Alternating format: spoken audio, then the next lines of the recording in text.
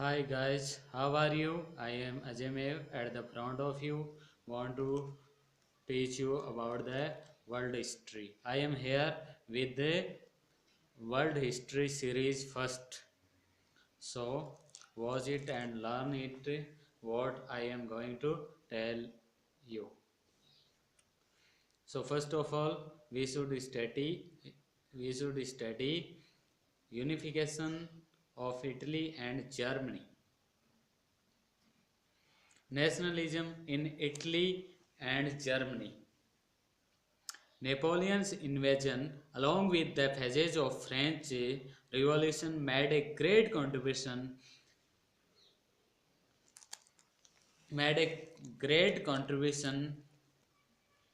to the developments of the feelings of nationalism in Europe in general and Italy and Germany in particular.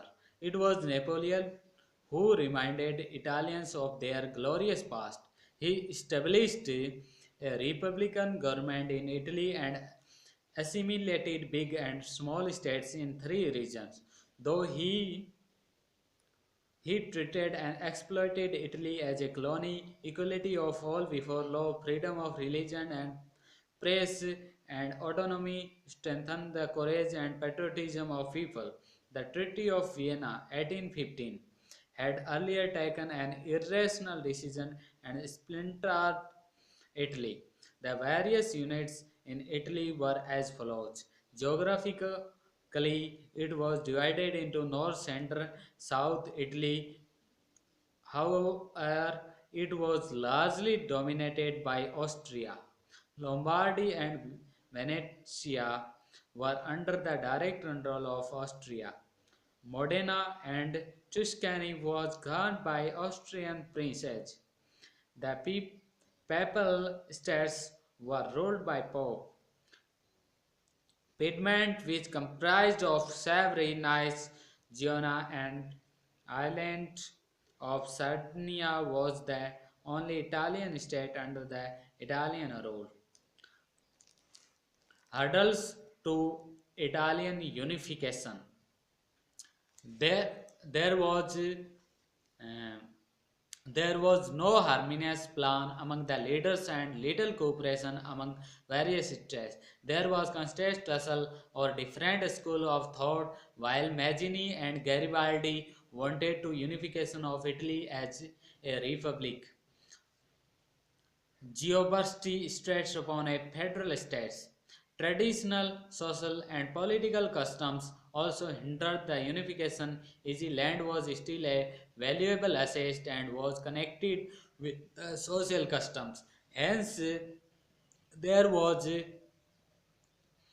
apprehension among nobility that unification would eliminate their right over states. Economic disparity had also hurdled the path of unification. Easy while North Italy was a semi-industrial state, Southern Italy was rural and devoid a development. This disparity also manifested in the diversity and difference in the culture of South and North Italy. One of the major barriers of Italian unification was in the form of religious and papal state constituted a wedge between the northern and southern part of Italy, and the Pope was opposed to any movement of ideology that threatens his authority. Despite the various formidable hurdles, the feelings of liberty, equality, and patriotism could not remain suppressed among the Italians for a long time.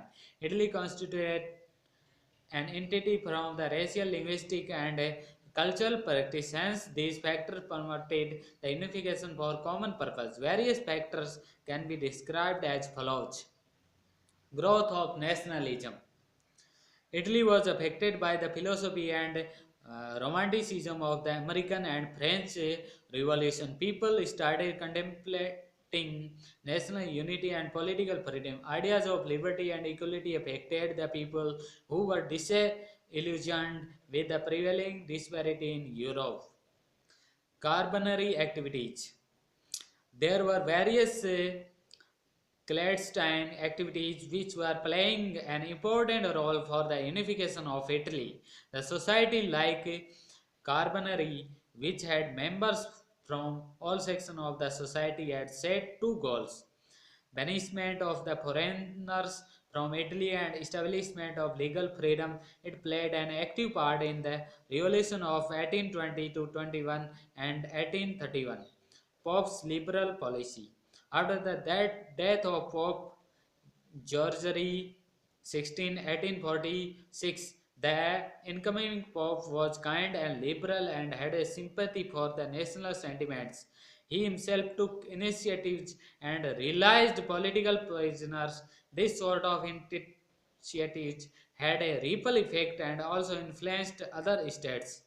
Efforts of Giuseppe Mazzini. Young Mazzini had participated in the revolution of 1830. He was exiled after the suppression of the revolution, and hence he came to France. There he founded a society named Young Italy, which aimed at a infusion of a spirit of fraternity among Italians. It propagated the principles of progress and commitment. It was Mazzini who laid the foundation of Italy's unification and inculcated among Italians the thoughts of patriotism, duty, and sacrifice, and can be rightly called a pioneer of revolution. Revolt of 1848 to 49. The Italians had rebelled in 1820 and 1831, but the attempts had failed and discredited the Italians. In January 1848, a third attempt was made to overthrow the foreign domination due to influence of French Revolution.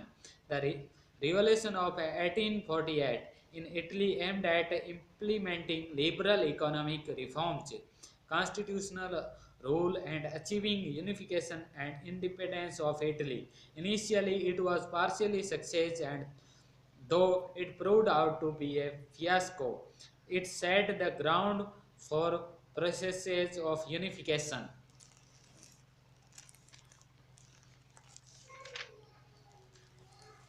Phases of unification.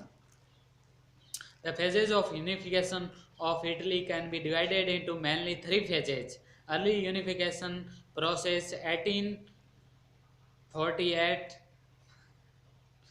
1838 to 48. Unification of Italy after 1860. Early unification process 1838 to 48.